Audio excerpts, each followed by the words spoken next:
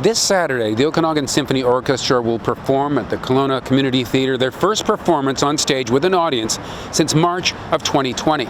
And the music director says it promises to be a show that truly fits the moment. The world has changed, and we have all changed. And so I didn't want to just do sort of status quo, traditional music. So actually all the composers on this show are still living composers. Some of the compositions have been written through people's experience of living through this pandemic. We have everything from a young 17-year-old youth orchestra composer who wrote this piece called Tangerine Trees that is full of whimsy and delight.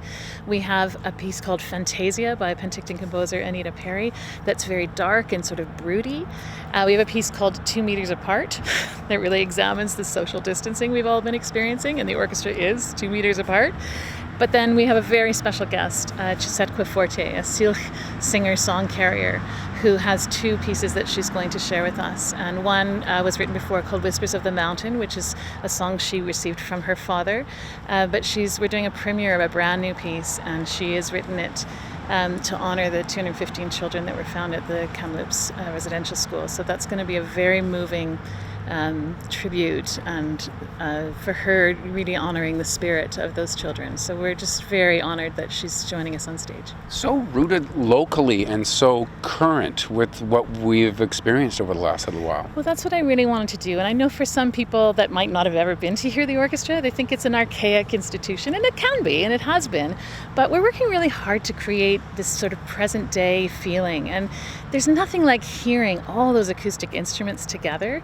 So we're finding repertoire that we hope will really speak to present day, especially given that we've all just lived through this completely unprecedented time for everyone in our lifetimes.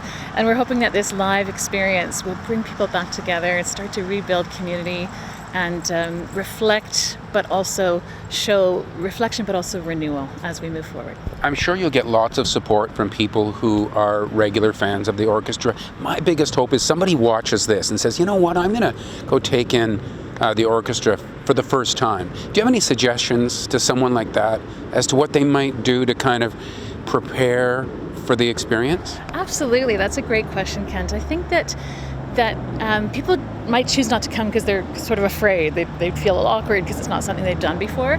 I would say to you, wear whatever you're comfortable in. Bring your closest friend. Just let the sound of the live music wash over you. Don't worry about if you're going to get it or if you're going to understand it.